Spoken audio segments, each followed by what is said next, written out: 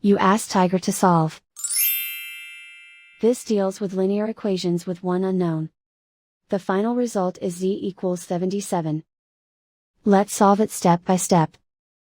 Group all constants on the right side of the equation. Add 2 to both sides. Simplify the arithmetic.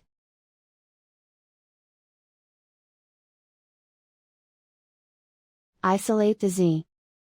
Multiply both sides by 7. Group like terms.